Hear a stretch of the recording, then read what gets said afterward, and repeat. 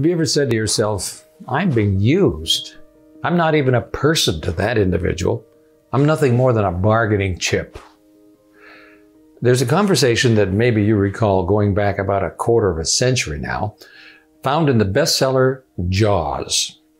Actually, if I recall correctly, this particular exchange happened in the book by Peter Benchley and didn't make it into the big screen adaptation starring Roy Scheider and a very large fish, Jaws.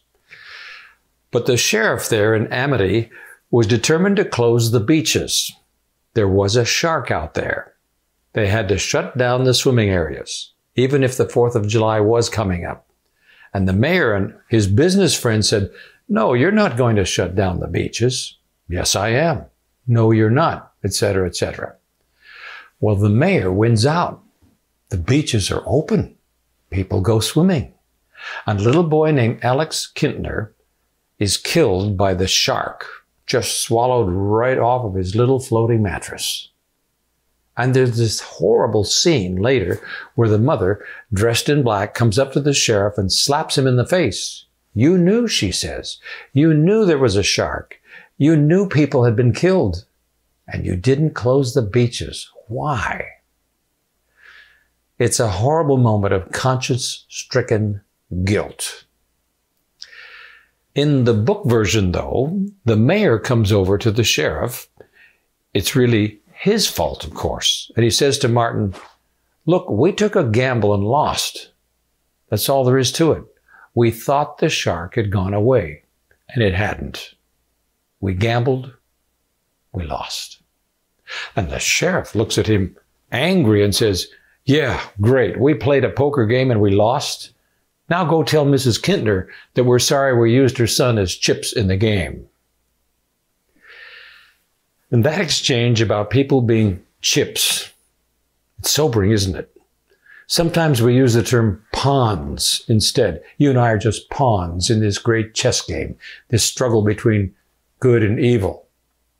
And the people who hurt us most, those who pay the price, those who are chewed up by the sharks of greed and war and death, are the innocent Alex Kintners of the world. And we feel used. A number of years ago in December, our broadcast did a radio series called God's Christmas Cards. Well, we did a program called God's Christmas Card to Slobodan Milosevic. Remember that tyrant from Serbia? Let me tell you what struck me about world opinion, that horrific tyrant. Time after time, different global leaders said with a shake of their heads or their fists that Mr. Milosevic just doesn't care about people. People were tools to him.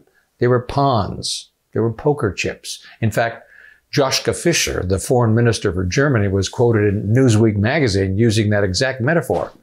He's completely cynical, he said, referring to Milosevic. He likes to play cards. But people are at stake, not money. I suppose in a military sense, there is always an element of chips. If your enemy has 5,000 troops and you've got 10,000, well, you're probably going to win tomorrow's battle.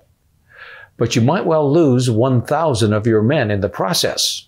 1,000 men in order to take such and such a hill.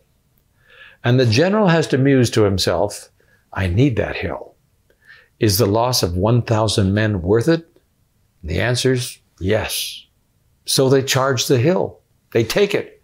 And it costs them the lives of 1,000 men who are husbands and daddies and some grieving mother's sons.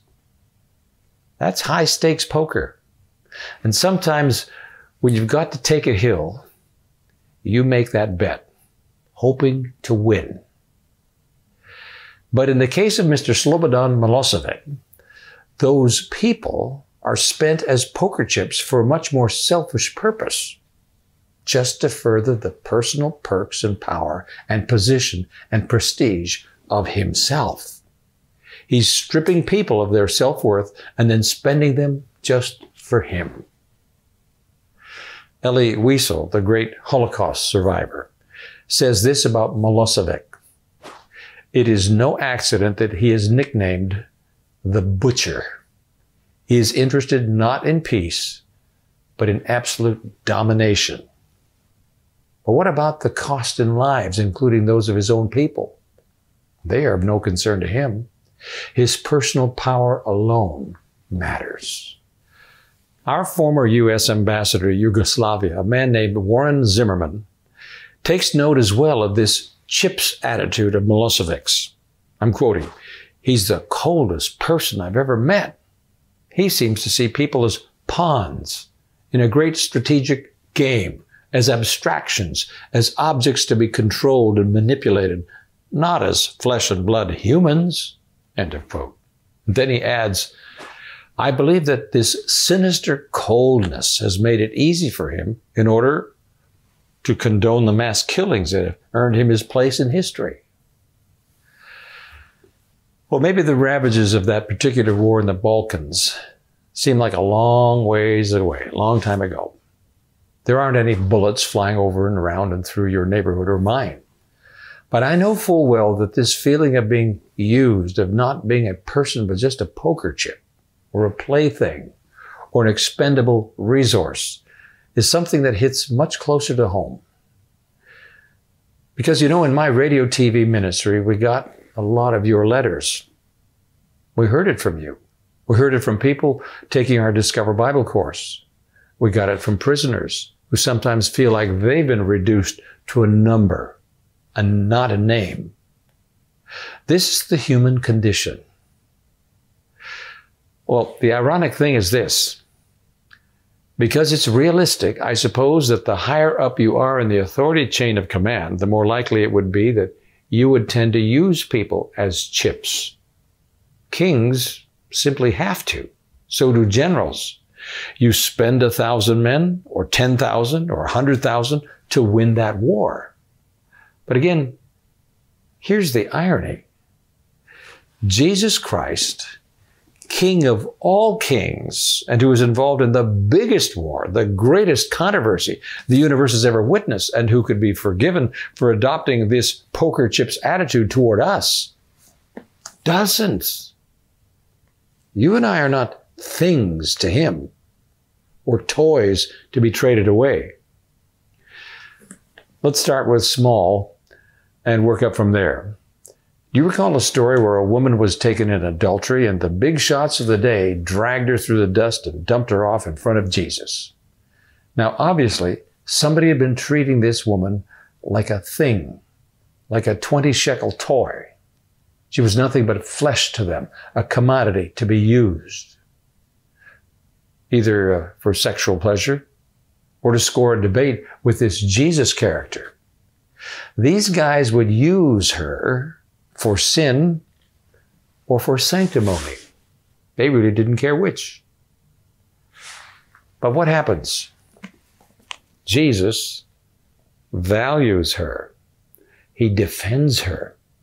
He spares her dignity. He lifts her up and wipes away her tears and tells her he doesn't condemn her. He looks beyond the skin, the torn dress, the near nudity, the sorry saga of sexual servitude. And he sees a person, a treasure, a rare redeemable jewel for his kingdom. He doesn't use her or abuse her or bargain her away in a debate with the Pharisees. No. Even though she's an army of one, he goes to battle to protect and save that army. Or let's take the broader view. In fact, let's expand our scope to take in our entire planet with its 6 billion plus citizens, plus all members of the human race who've ever lived. Now, wouldn't a 5-star general like the Lord Jesus Christ take the attitude, okay, win some, lose some. I'll save a few million to live in the New Jerusalem. The others, well, they can go to hell for all I care. Well, there undoubtedly will be those who reject salvation and miss the joys of the New Jerusalem, but not because Jesus bargained them away. In the book of 2 Peter, chapter 3, verses 8 and 9, we find the strongest possible statement that Jesus Christ doesn't trade away his trophies. He doesn't bargain us off like $1 poker chips. With God, time is not a factor. 1 day or 1,000 years. It makes no difference in His purposes. This doesn't mean that the Lord is slow in keeping His promises, or that He does things only when He gets around to it. Time has gone on only because of God's patience and kindness.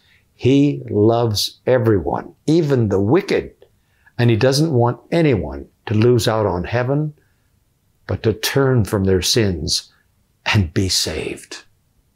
That's from the clear word.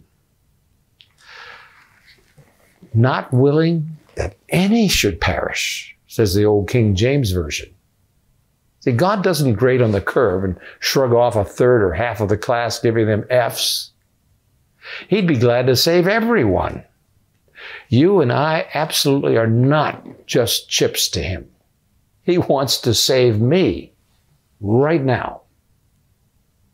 In the Kosovo conflict, not only did Milosevic treat people as bargaining chips, as tools to be traded, as human shields for his factories and bridges, but he also systematically tried to strip people of their IDs.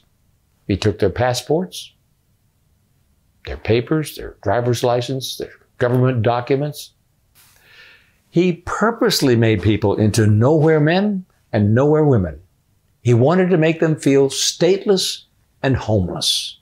Not just chips, but spent chips, discarded chips. And then God steps in. He gives us new names. He writes those new names in glory in His book of life, it says in Revelation. That's better than a passport, isn't it? He restores to us our homes. In fact, He gives us new homes, mansions even. The only way He uses us is to forever fill up His loving heart. And you know, I could get used to that.